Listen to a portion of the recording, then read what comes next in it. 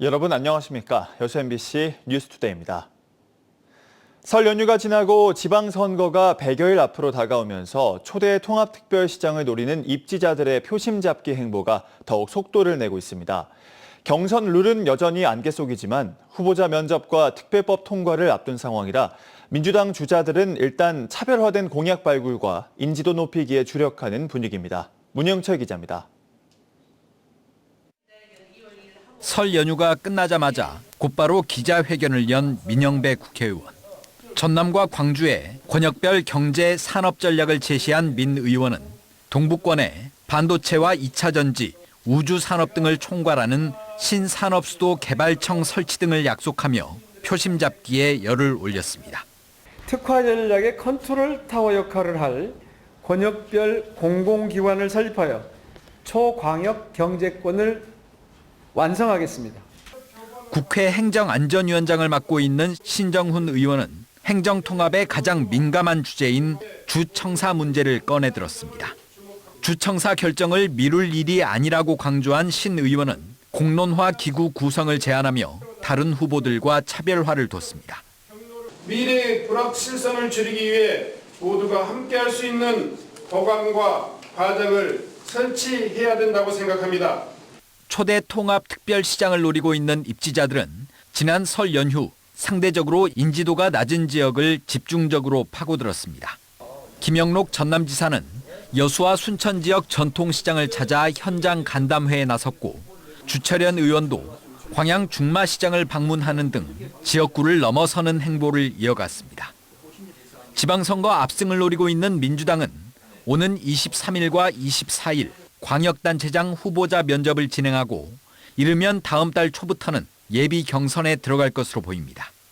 경선 방식에 대해서는 순회 경선이나 지역별 가중치 부여 등 여러 전망이 나오고 있지만 구체적인 윤곽은 드러나지 않은 상황. 다음 주 후보자 면접이 끝나고 행정통합특별법안이 국회를 통과하면 경선 룰에 대한 논의도 본격적으로 이루어질 것으로 보입니다. MBC 뉴스 문형철입니다. 더불어민주당이 2월 임시국회에서 전남 광주를 포함한 행정통합특별법을 최우선 처리할 방침입니다. 한병도 민주당 원내대표는 어제 국회 정책조정회의에서 입법 전쟁을 치른다는 각오로 민생개혁 입법에 속도를 내겠다며 오는 24일 본회의 개최를 국회의장에게 건의했습니다. 이어 김현정 원내대변인은 회의 직후 행정통합특별법은 2월 말에 처리돼야 7월부터 시행이 가능하다는 판단이 있어 가장 우선순위로 생각한다고 밝혔습니다. 다만 국민의힘이 충남 대전 특별법에 문제를 제기하고 있어 협조가 이루어질지는 예측이 어려운 상황입니다. 석유화학, 철강 등 지역 주력 산업이 비싼 전기요금 때문에 더욱 큰 어려움을 겪고 있습니다. 산업용 전기요금이 지난 3년여 기간 동안 무려 80%나 인상된 건데요. 이런 상황에서 한전은 역대급 최대 실적을 올릴 것으로 예상되면서 산업계 불만이 더욱 커지고 있습니다. 최황지 기자입니다. 여수 산단의 한 기업은 지난해 전기요금으로만 5,150억 원을 냈습니다.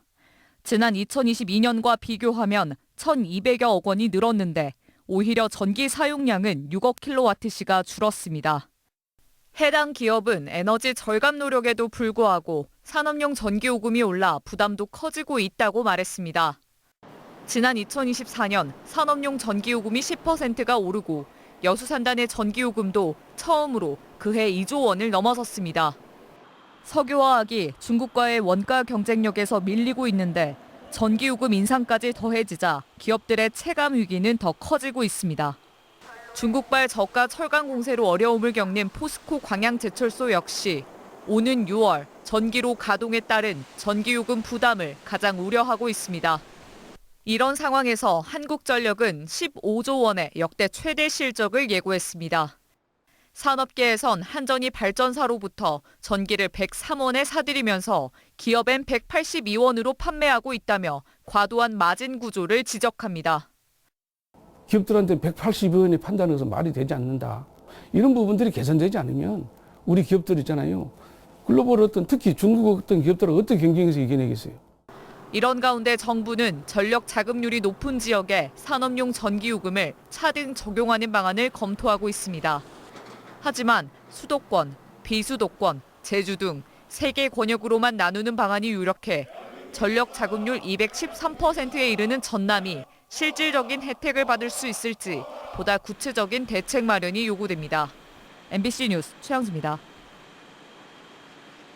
12.3 비상계엄 사태의 주범 윤석열 전 대통령에게 무기징역이 선고됐습니다. 시민들은 민주주의를 위협한 행위에 비해 형량이 충분하지 않다며 아쉬움을 보였는데요. 윤소영 기자입니다. 12.3 비상계엄 선포 444일 만에 마침내 내려진 단죄. 시민들은 공포로 얼어붙었던 그날의 밤을 또렷이 기억하고 있습니다. 이제 싸움이라도 일어나면 어쩌냐고. 늙은이들은 이제 앙져서 죽어야지. 정치를 제대로 해야 되는데 제대로 안 했잖아. 법정 최고형인 사형이 아닌 무기징역이 선고되자 군과 경찰을 동원해 의회, 나아가 민주주의를 장악하려 한 시도에 대한 단죄가 충분하지 않다는 반응이 이어졌습니다. 이걸 마무리를 지지 못하면은 국민이 영원히 사법부는 신뢰할 수가 없어요. 강주를 생각하고 있어요. 그 피눈물 나게 민주화를 만들어 놓은 그거를 계엄을 선포한다는 거 있을 수 없잖아요.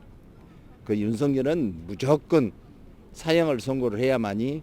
윤 전 대통령 측은 계엄 의지가 없는 빈총 계엄이었다며 줄곧 책임을 부인해왔지만 시민들은 민주주의를 훼손한 행위 자체가 우리 사회에 막대한 상처를 남겼다고 말했습니다. 기업들도 이제 뭔가 주가라던가 한국 기업에 대한 타격이 있었을 거라고도 생각을 하거든요. 그 당이 달라가지고 그런 식으로 첨예하게 갈등이 있는 것도 맞긴 하지만 그런 부분에 있어서도 서로 격하게 더 갈등이 심화되고 이제 고조되지 않았나. 기대에 미치지 못한 판결이었지만 재판부가 비상계엄 선포를 내란으로 인정한 만큼 다시는 민주주의를 위협하는 일이 반복돼서는 안 된다는 목소리가 이어졌습니다. 대통령으로서의 직무를 헌법과 법률에 따라 해야 되는데 그것이 아니고 자의적으로 하다 보니까 엄청 화나죠. 잠도 못 자고. 이번 판결에 대해 5.18 민주유공자 유족회와 참여자치21 등 광주 전남 시민사회 단체들은 범죄의 중대성에 비해 형량이 가볍다며 사법부를 비판했고 일부는 정치적 고려에 따른 내란 책임자 사면이 있어서는 안 된다고 촉구했습니다. MBC 뉴스 윤소영입니다. 전두환 회고록의 역사 왜곡에 대해 대법원의 최종 단죄가 내려졌지만 5.18에 대한 폄훼와 공격은 여전히 진행 중인데요. 시민들의 법적 투쟁을 넘어 5.18 정신을 헌법 전문에 싣고 역사 왜곡을 돈벌이 수단으로 삼는 이들을 제재할 강력한 법적 대책에 대한 요구도 거세지고 있습니다. 주지은 기자입니다. 오랜 시간 전두환에 대한 단죄와 5.18 진상규명이 이루어지지 않으면서 역사 왜곡과 폄훼는 반복돼 왔습니다. 전두환은 영웅이에요. 순발력과 용기가 아니었다면 이 나라는 정승화하고 김재규가 일으키는 쿠데타 손에 넘어간 거. 이런 가운데 지난 12일 대법원은 헬기 사격을 증언한 고 조비오 신부를 파렴치한 거짓말쟁이라고 비난한 전두환 회고록에 대해 5.18을 왜곡하고 명예를 훼손했다는 최종 판결을 내렸습니다. 판결을 이끌어온 5월 단체들은 이제 개인과 시민단체의 투쟁을 넘어 국가 차원의 제도적 방벽이 필요한 시점이라고 강조합니다. 자료 수집, 정리, 진실 연구, 왜곡 대응과 진실을 알리는 사업 모두 파편화되어서 제도화적인 장치도 필요할 것 같습니다. 이러한 제도적 보완 장치들을 사회 시민들의 역할로만 한정시켜서는 곤란합니다. 아직도 5.18 왜곡과 폄훼에 대응해 진행 중인 민형사 사건만 수십 건에 달합니다. 5월 단체는 극우 세력의 후원을 발판 삼아 반복되는 역사 왜곡의 고리를 끊어낼 근본적인 해결책으로 5.18 정신 헌법 전문 수록을 꼽았습니다. 가장 근본적인 해결책은 헌법 전문에 5.18 정신이 수록되어야 한다는 것을 아무리 강조해도 지나치지 않을 점이에요. 5.18의 가장 중요한 게 우리의 생존권, 우리의 그 인간의 그 기본권을 지켜내야 되겠다라고 하는 몸부림이었고, 그래서 그건 투쟁이었거든요. 그렇기 때문에 이 내용, 그걸 잘 담아내 가지고 헌법 전문에 수록되어야 된다. 하는 이것을 저희들이 가장 중요한 목표로 삼고 있고요. 표현의 자유를 빌미로 역사 왜곡을 돈벌이 수단으로 삼는 이들을 근절하기 위해 이제는 실효성 있는 제도적 보완책이 마련돼야 할 때입니다. MBC 뉴스 주지은입니다.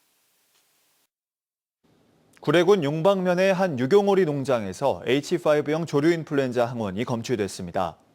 이 농장은 유경오리 3만여 마리를 사육하고 있고 도축장 출하전 검사에서 H5형 조류인플루엔자 항원이 검출돼 검역당국이 고병원성 여부를 판명 중입니다. 이번 겨울 들어 고병원성 조류인플루엔자는 전국적으로 44건 발생했고 전남에서는 나주와 영암, 곡성에서 8건이 확인됐습니다. 최근 SNS 등에 게시된 여수 지역 식당과 숙박업소의 바가지 요금 영상에 대해 여수시가 근거가 없다고 밝혔습니다.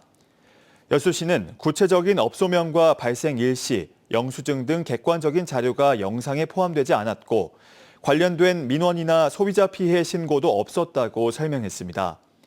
다만 지속적인 모니터링을 통해 업소가 특정되고 위법 사항이 확인될 경우 엄정 조치하겠다고 덧붙였습니다.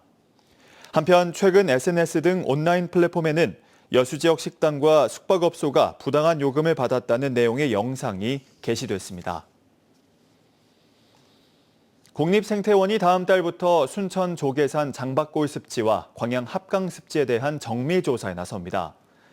국립생태원은 이들 습지의 생태와 지형, 식생 등을 종합해 보전 필요성과 관리 방향을 과학적으로 진단하게 되며 조사 결과에 따라 습지 보호지역이나 국가보호지역으로 지정할 수 있습니다. 순천 장박골 습지는 수달과 삭 등 생물 다양성이 풍부하고 광양 합강 습지는 주변 개발로 인한 환경오염에 대비해 체계적인 관리 필요성이 대두되고 있습니다. 설 연휴 관광객 14만 명이 순천을 찾은 것으로 나타났습니다. 순천시는 지난 14일부터 닷새간 약 14만 명의 관광객들이 순천을 방문했으며 단순히 명소를 둘러보는 것을 넘어 체류형 관광으로 이어졌다고 밝혔습니다. 주요 관광지별로는 순천만 국가정원 7만 1천여 명, 나간읍성 3만여 명, 송광사 서남사 1만 6천여 명 등으로 집계됐습니다. 순천시는 해당 기간 숙박업소 표본 조사를 진행한 결과 지역 관광호텔 업 가동률은 90%를 웃돌았고 도심 음식점과 카페 매출도 올라 숙박과 소비가 맞물리는 선순환을 이뤘다고 설명했습니다.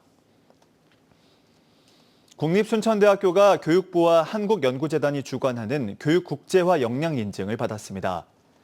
이번 인증은 외국인 유학생 선발과 관리, 교육 성과 등을 종합적으로 평가해 국제화 수준을 공인하는 제도로 국립순천대는 학위와 어학연수 과정 모두 인증대학으로 선정됐습니다.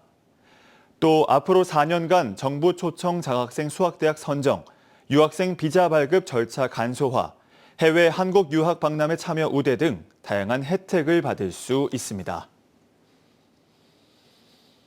공군이 화재 피해를 입은 주민을 대상으로 생활 안정과 일상 회복을 위해 최대 500만 원을 지원합니다. 화재 정도에 따라 200만 원부터 500만 원까지 지급되며 장기간 방치된 빈집이나 불법 건축물 등은 제외됩니다. 지난해 고흥군은 화재 피해를 입은 8가구에 3,800여만 원을 지원했습니다. 순천시가 청춘창고 입점자를 공개 모집합니다. 순천역 인근에 들어선 청춘창고는 청년 창업의 꿈을 키울 수 있는 공간으로 현재 점포 20곳이 입점해 있습니다. 모집 대상은 순천시에 거주하는 18세부터 45세 이하 예비 창업자나 사업자 등록 3년 이내 초기 창업자로 기존 점포와 메뉴가 겹치지 않는 식음료 점포 6곳입니다. 여수시가 내년 국고지원 건의사업 발굴 작업에 들어갔습니다. 여수시는 내년 국비 확보를 위해 1조 1,300억 원 규모의 국고지원 사업을 발굴했으며 다음 달부터 중앙부처를 방문해 사업의 필요성을 설명할 계획이라고 밝혔습니다. 여수 MBC 뉴스투데이를 마칩니다. 시청해주신 여러분 고맙습니다.